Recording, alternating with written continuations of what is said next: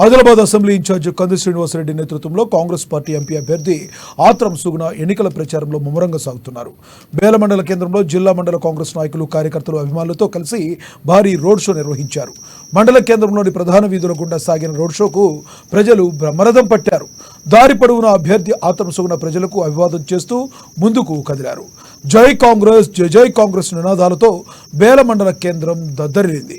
Road షోలో నాయకులు, కార్యకర్తలు ప్రచార కరపత్రాలు పంచుతూ స్టిక్కర్లు అతికిస్తూ చేతి గుర్తుకు ఓటేయాలని కోరారు.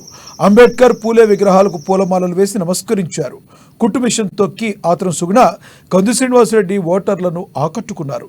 అనంతరం చాయ్ హోటల్ వద్ద ఛాయ్ తయారు చేసి స్వయంగా కంది శ్రీనివాసరెడ్డి అందించారు.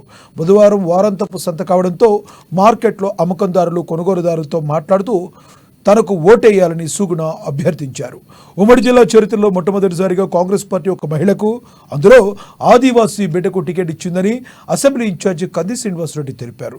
ఆమెను భారీ మెజారిటీతో గెలిపించుకోవాల్సిన బాధ్యత మనందరిపైన ఉందన్నారు.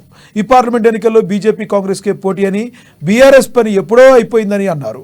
2 కోట్ల ఉద్యోగాలు ఇస్తామని గద్దెనెక్కిన బీజేపీ, మోడీ సర్కార్ 10 ఏళ్లలో ఎంతమందికి ఉద్యోగాలు ఇచ్చారని ప్రశ్నించారు.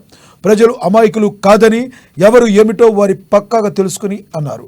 అందుకే రాష్ట్రంలో బీఆర్ఎస్కు ఘోరీ కట్టి కాంగ్రెస్ పార్టీకి పట్టం కట్టారన్నారు. తనకు ఒక్క అవకాశం ఇవ్వాలని, గెలిపించి పార్లమెంటుకు పంపాలని ఆత్రం సుగుణ తెలిపారు.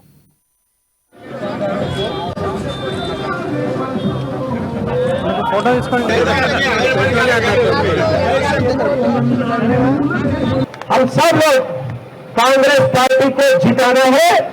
ये लोकसभा इलेक्शन में हमारा कैंडिडेट आत्रम सुगुण का, आत्रम सत्तू को और गोलम नगेश को, दोनों को भारी बहुमत से हराएंगे।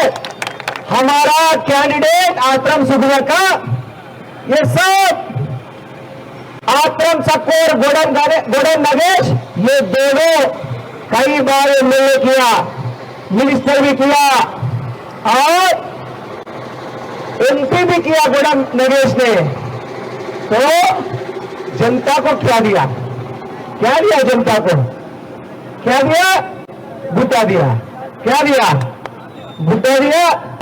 దురదృష్టవశాత్తు మీరు ఇంతమంది కష్టపడి ఓటు వేసినప్పటికీ కూడా మరి ఏదో గాలిలాగా కొన్ని ఓట్లతోటి తను పోయాడు. కానీ మా అన్న చెప్పాడు, గౌరవనీయులు రేవంత్ అన్న ఏమన్నారంటే, ఓడిపోయినా గాని గెలిచినా గాని ఆ ప్రాంతం నియోజకవర్గ ఎమ్మెల్యే ఆదిలాబాద్ కు తనే ఎమ్మెల్యే అని చెప్పాడు అన్న. ఈయన అన్న ఎల్ల వేళ మీకు తోడు నీడగా ఉంటాడు. అన్న గల్లీలో ఉంటే నేను ఢిల్లీలో ఉంటా.